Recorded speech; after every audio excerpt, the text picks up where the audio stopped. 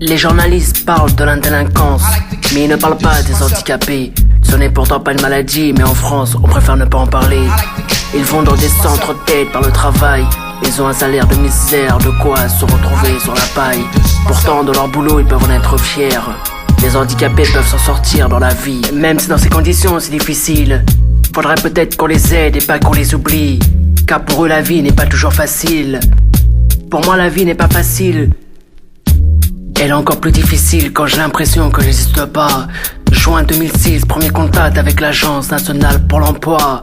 Pour moi, c'est le début d'un interminable désarroi. Je suis un travailleur aimable, je suis un contribuable, ni jetable, ni exploitable. Je suis quelqu'un de responsable, je demande un traitement équitable. Cette situation n'est plus tenable, je suis un handicapable. Tous les matins, je vais à la MPE, en espérant trouver du boulot. Je regarde les annonces qui sont accrochées sur le tableau. Pour un handicapé, trouver du travail, c'est plus dur que de gagner au loto. Moi, j'ai dû ramer longtemps avant de tomber sur le bon numéro. Un jour, je suis reçu par une dame qui m'examine de haut en bas et qui me dit qu'ici, il n'y a pas de travail pour les gens comme moi. Je suis parti dans son bureau, choqué et vexé, en claquant la porte tellement j'étais énervé. Si j'avais été un immigré au JT, on aurait appelé ça de la discrimination. Mais je ne suis qu'un handicapé, je ne fais pas la une des émissions. Les politiciens ne parlent jamais de nous, même en ces périodes d'élection. Je ne suis pas un vilain ni un fou, je mérite plus d'attention. Moi je ne demande que du soutien et surtout pas de la pitié. Je suis comme tous les êtres humains, je veux être considéré. Dans les CAT, on travaille dur comme dans les autres entreprises. Dans la réalité, on se serre la ceinture et en plus on nous méprise. Il n'y a pas de sous-homme comme il n'y a pas de sous-métier.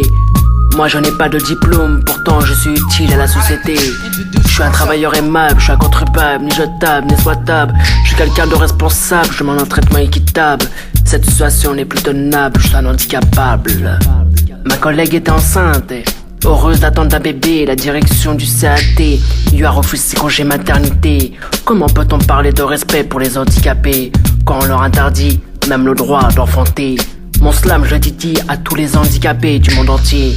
Moi je m'en suis sorti même si ma lutte ne fait qu'en commencer. Peut-être qu'un jour la mentalité des gens va enfin évoluer. Peut-être qu'un jour on arrivera nous aussi à être intégrés. Handicapable.